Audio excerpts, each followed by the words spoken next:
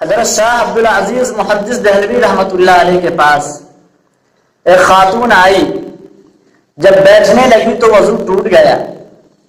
خاتون ہونے کی وجہ سے بڑی شرمندگی محسوس کی۔ تھوڑی دیر کے بعد حضرت شاہ صاحب رحمۃ اللہ علیہ فرمانے لگے، بتلاؤ کیوں آئی ہو؟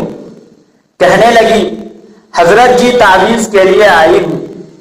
پھر شاہ صاحب رحمۃ اللہ علیہ دوبارہ فرمانے لگے کہ کیوں آئی ہو، ذرا زور سے کہو۔ کہنے لگی، حضرت جی تعویذ کے لیے آئی ہوں۔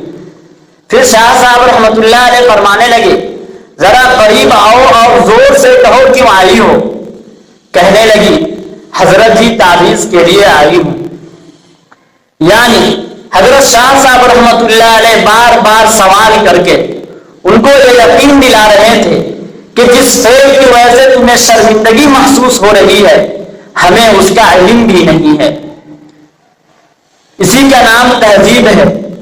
کسی کو شرمندہ کرنے کا نام تہذیب نہیں، بلکہ کسی سے شرمندگی کو دور کرنے کا نام تہذیب ہے۔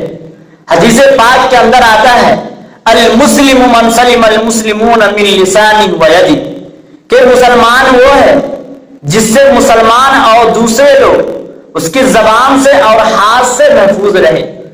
ید کی تشریح بعض حضرات طاقت سے کرتے ہیں، چاہے وہ ہاتھ کی طاقت ہو یا زبان کی طاقت ہو۔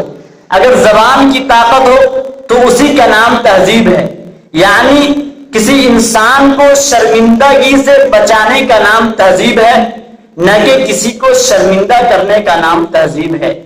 اللہ تبارک و تعالی ہم سب کو عمل کی توفیق عطا فرمائے۔